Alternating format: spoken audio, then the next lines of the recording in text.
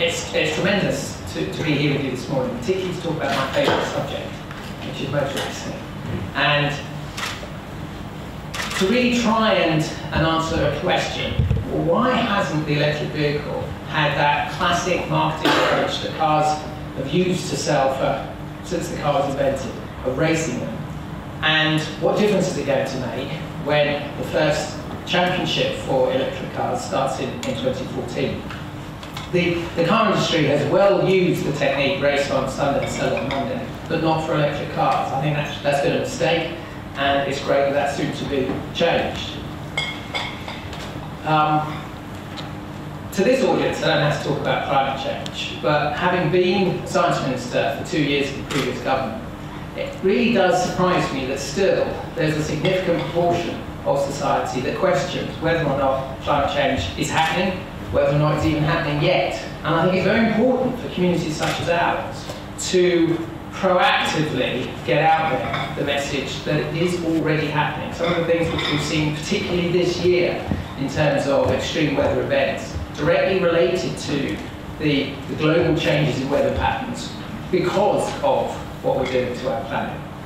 And from the perspective of being in politics, it's very important that we show to people that there is a positive future, that we can be optimistic about how we can address this challenge, probably the greatest challenge that our generation faces, through the appropriate use of technology, that we can have an exciting, positive life, do the things that we enjoy doing, like motor racing, but we have to do it differently because of this. And one of the things which I think is really important for you to understand, I just want to make this one point as an ex-politician, so to speak, is there is an unusual consensus across the political parties in the UK in support of the case for the electric vehicle. The case, I think, as well set out in the recent infrastructure strategy for electric vehicles, is on so many dimensions which are so strategically important to the UK that you're not going to face with electric vehicles the type of problems that, for example, onshore wind has faced in the UK, with a very significant and very difficult political environment. And that is very important to make a point, to make to your investment community and to your customers, as that the UK is a great place to invest in and develop an electric vehicle business because of this. The facts that support this are, I think, important for you to reinforce. Just in the UK, 25% of our electricity generating capacity coming to the end of its life over the next 10 years. We have to invest in new power stations. We have no choice. One of the things which isn't talked enough, particularly about, I think, in London, is the health effects of the internal combustion engine.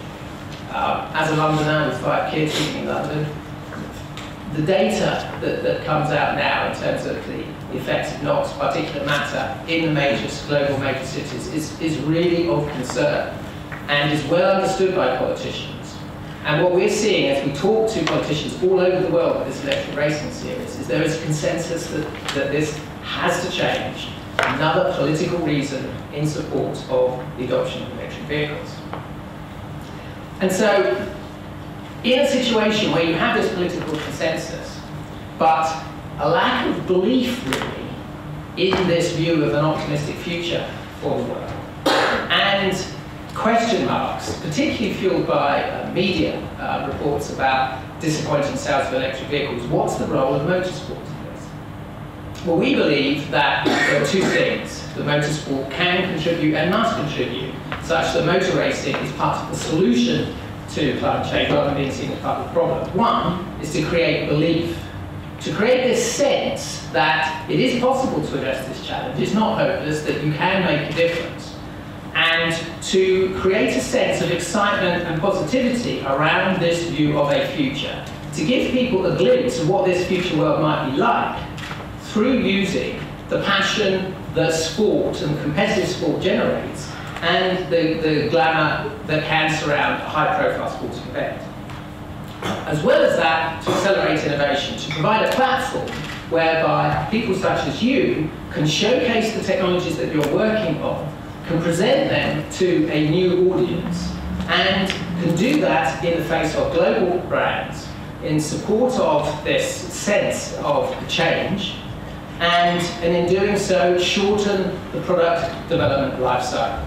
Particularly in automotive, where product life cycles tend to be really quite long, it's an opportunity to get new technology in batteries, in motors, in inverters, onto vehicles more quickly, and to get the data from them being tested in racing competition.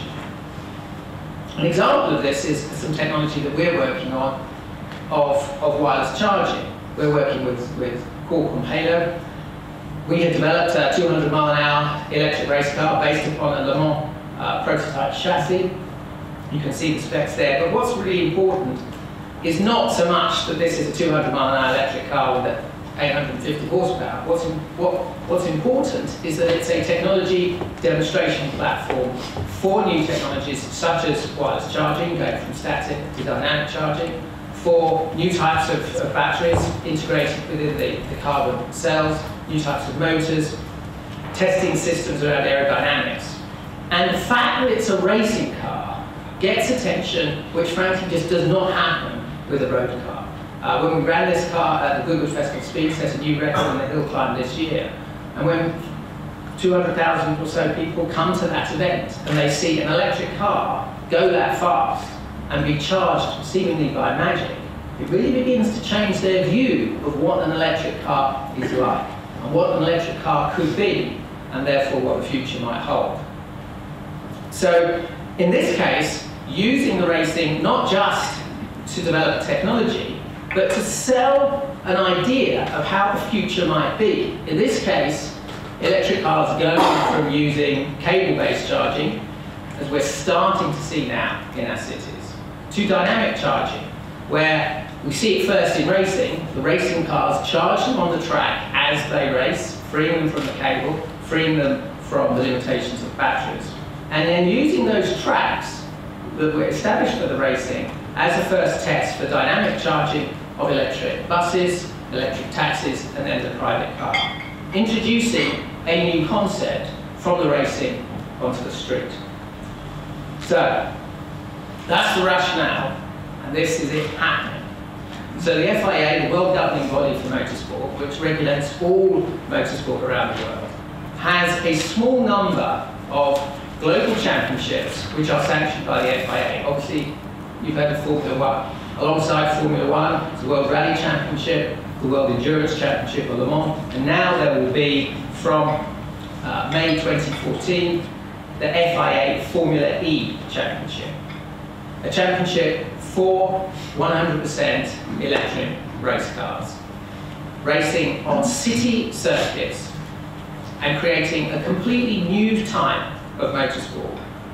This quote from the president of the FIA, John Todd, I've just highlighted the things that really differentiate this type of racing from conventional racing. It's very important that this is not seen as a sort of poor man's Formula One. This is a completely new type of racing, which, as well as showcasing the benefits of electric vehicles, also addresses some questions that people are beginning to ask about traditional motorsport. Formula One is not perfect. Its audience is getting slightly old. It needs to attract a younger audience. It needs to have more integration of the racing with social media, with modern technology around gaming. A lot of things which need to be done to improve motorsport can't easily be done because the racing series is established. This is an opportunity with a new type of racing to try new types of technology as part of the whole sporting event. So, it's going to be a global championship in 10 cities. All new tracks inside the cities. The most important effect that electric vehicles are going to have is going to be inside the mega cities. So it's taking the racing to the people in the cities. This is very important to the politicians that have to sanction these races. And we found, as we've gone around the world presenting the Formula E concept, that we've had a universally positive response to this concept. Now, motorsport in cities is not universally popular generally. Formula One has never had a race in the centre of London because it's too noisy, it's seen as polluting, it causes too much disruption. The 10 races, starting in May 2014, will be tracks of about 2.53 kilometres, so quite short tracks to give a sort of intense sense of the theatre of competition. The races will be 60-minute races in the late afternoon on a Saturday. The whole event will take place on one day, starting with the qualifying in the morning, going into the race, 1 hour race in the afternoon, and then effectively a party electric music concert in the evening, which you could only get to if you participated in the race during the day. And effectively a street racing festival, targeting the millennium demographic, teenagers into 20-somethings, and a race which is designed for TV and for live streaming and social media. 60-minute race, new concept of tag racing. Each driver has 2 cars, starts the race, grid of 20 cars, 10 teams, 2 drivers. Races for 20 minutes approximately, comes in, does his pit stop, the cars are parked in the pits, the driver has to run 100 metres to his second car. Usain Bolt would have an advantage on that. 2 seconds on 100 metres is very hard to win back on a racetrack. So seriously, you need to be a fast rider. It's also great for TV. Gets into the second car, races for 20 minutes. The first car is then charged, which gives an opportunity for the charging systems to be the hero, because the charging now becomes important. Gets into the second car, races for 20 minutes, pits again, gets into the first car, which is being recharged to complete the race. Integration of the racing with the fan base. Each car has a horsepower boost system. The last boost in the penultimate lap of the race is run by Twitter feed. Fans, both online and at the race, can tweet to support the driver they like best. He gets an extra 5 seconds of power in that penultimate race, and there's a countdown to when you tweet to boost, which we think would be quite cool on TV too. So a lot of things being thought about. The integration of the racing, live racing, with live racing online at home on your Xbox and PlayStation, using the very latest technology that's now available to integrate live racing online with live racing. So you at home are racing your electronic model against the real cars on track at that time. This is the car. It's a Formula car. This is an open championship, so anyone who can make a car to the FIA rules can enter the championship. The performance of the car will be putting a premium and making a hero of the drivetrain, not the aerodynamics. That's been designed by the FIA to really give people an opportunity to showcase the battery technology, the drivetrain technology, rather than spending millions in wheel times, which unfortunately tends to happen in certain types of racing. The live audience interaction designed into the car, sensor systems on the car to provide the computer model, which then can be used by gaming companies and which can be used to generate this live interaction through social media, both on Facebook and Twitter, etc. The vision that we have with this championship is to provide this platform. It's a championship which is generating very positive responses from sponsors, from the cities, from race teams, from manufacturers. It's already been announced that McLaren, for example, making drivetrains for the customer cars for the first year. One of the world's leading electronics, motorsport electronics companies. We've already announced Rio, Rome, a demonstration just 2 weeks ago with the Formula E car driving around the Colosseum in Rome. What could be cooler than a racetrack around Rome Colosseum? This will be continuing over the next year, and so it's being designed that there will be a series of events and announcements of the championship. So, for example, Beijing, track around the Bird's Nest Stadium in Beijing. In each case, it's an opportunity for companies and technologies to showcase their technologies as part of this future vision of what the world could be like on the back of a new sporting event. When you think about global sporting events, which are truly global, there are very few. It's the Olympics, there's Formula 1, you could argue whether the Premier League is global or not, but there isn't a truly sustainable global sporting event yet. One of the things that Formula E offers is that sustainability positioning, which means that we're finding brands which have environmental sustainability at the heart of their strategy are seriously considering Formula E as a sponsorship platform when they wouldn't normally consider a sporting event, certainly wouldn't consider a motorsport event. So, I hope I've given you a sense of the enthusiasm and the opportunity that there is within Formula E. I encourage you to participate in it. Happy to take your questions.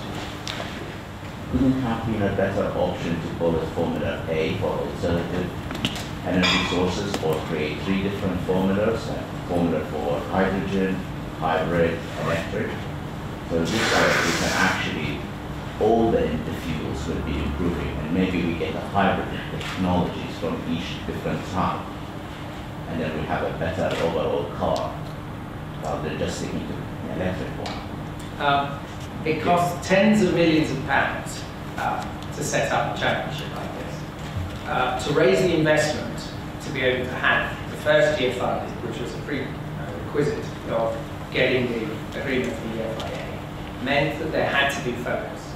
And so I think that the answer to your question, which is a good question, is that I expect that this will spawn, once Formula E is well established, other alternative energy racing events. We're already seeing in Le Mans, Audi won the hybrid this year, there's going to be a hydrogen fuel cell car at Le Mans this year. This will happen, but Formula E is the premier event. It's the only one which has FIA sanction. And that's important for the cities because all the tracks have to be signed off by the FIA with their track licenses. Cars have to be signed off in terms of homologation. It's a stamp of quality to put this on a par with Formula 1, Le Mans, and World Rally. And we're describing this as a sustainable and you're describing it as a sustainable energy motorsport. Are you going to insist upon it being low carbon electricity, which is powering the factories? Absolutely. We're talking to the energy generating companies around the world. That's complex because energy generation is done quite differently in different countries around the world. One of the great things with the REGO certificates is that you can validate the source of the energy generation, and we'll be using 100% renewable energy in all of the racing all over the world. We have set up a sustainability manifesto, which will be published soon, which shows the way in which we've brought in independent assessment using Ernst & Young to set up an economic model assessing environmental impact, which we will then be judged against, which will be independently peer-reviewed. My company's role as scientific advisor to the championship is to make sure that that is done properly, because it is vital that we can't be criticised setting ourselves up as a sustainability championship in terms of not achieving those aspirations. So some of the ways in which the Olympics this year in London set out their sustainability protocols, we've been able to learn from with the implementation of this championship.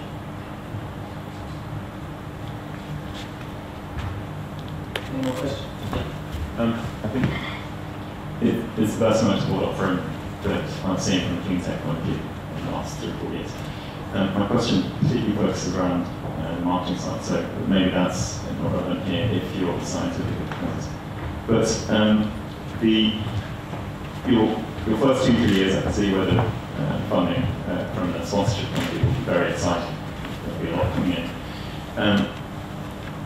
You'll be competing with Formula 1 or not, and that's my question in the sense that where will your longer-term growth demographic be, and how will you address? I think you made a very valid point about Formula 1 having an Asian demographic, and the aim to engage a new demographic. That's fantastic. It's just trying to understand the focus of a little bit more how you're going to do that, and is it FIA that is handling the marketing, or is it yourselves advising on that, or where is that real drive coming from? Because first 2-3 years, that's one thing, but it growing beyond that. I've put this slide up because what we're trying to do with the marketing is communicate being part of a new change that's taking place. and providing a platform for marketeers that wish to project sharing in that evolution to this new future in a way which is completely different to Formula One. Formula One looks back a lot. Its heritage. My interest in science and engineering came from growing up at Brands Hatch and watching Formula One races. So, make that point. But what we have to do with Formula E is to provide a completely different marketing platform. It is being done by the promoters. We have a world-class team of marketing agencies working on the project. And one of the ways that I would describe it to you is what you'll see. It's like skiing and snowboarding. Both are about getting down a mountain. They're very different ways of doing it. They attract a very different tribe. We want to attract a different tribe to Formula E. Formula E has to be about people in their 20s. It has to be the choices that they're having to make in their 20s. These are the people that are going to face the implications of society's failure to deal with climate change. That's a very important demographic for marketing budgets. And because this is a global championship, and because now of the existence of social media, it's possible now to create a global fan base around Formula E, which becomes effectively a community for change towards a sustainable future. Because through the use of attracting this new fan base to a new type of racing, people who wouldn't typically be interested in traditional motorsport, you've got an opportunity to communicate those people and then to define that as a demographic group globally, which then enables marketing companies to target that as a platform. And from a political standpoint, in support of a positive action for change. This is something, so you can see how that community, if you use the models which have been well established on the back of Formula One in terms of the valuation of brand effect from sponsorship, then apply that to sensible expectations of the first five years of Formula E, which is what Ernst & Young is doing at the moment. What it shows you that you make a measurable impact on electric vehicle sales globally and related technologies. So it provides a very compelling marketing platform for companies that care about being in that space, not necessarily car companies, but brands that want to be associated with the people who will be making decisions over the next 5 to 10 years from that particular demographic. We're very much not about competing with Formula One. If you talk to snowboarders, they don't think they're having anything to do with skiers on the mountain. It's going to be, we're trying to develop that kind of feel around Formula E. Can I ask about London? Sorry, there are questions out there. But is London going to have a Formula E? We, you will have to wait and see, is the short answer to that. But the UK is a world leader in motorsport engineering. The UK is a world leader now in electric vehicle technology. The fact that we have Nissan Leaf being made in Sunderland, the new Nissan Leaf battery, we've got some world leading companies in the electric vehicle technology here in the UK, motors and batteries and so forth. It's very important for that industry that we have an opportunity to showcase that technology. What about Cheltenham? Is it going to be Cheltenham before that? It will not be in Cheltenham. These races will only be going to global cities. I mean, that's, I can make that clear. And I can tell you that we have more cities than we need now. The response, I have never seen anything like it in my time participating in motorsport or following motorsport. It's quite hard to sell motorsport sponsorship right now. But the response to Formula E, because of this positioning, has been fabulous. And so we're confident that we will have the cities that we need for 2014. I think people will be surprised in terms of the quality and the rate at which momentum is going to build power Formula E next year. So seriously, if you do think this is of any interest for you in terms of what you're doing with your business, it's really important that you get in touch with us now.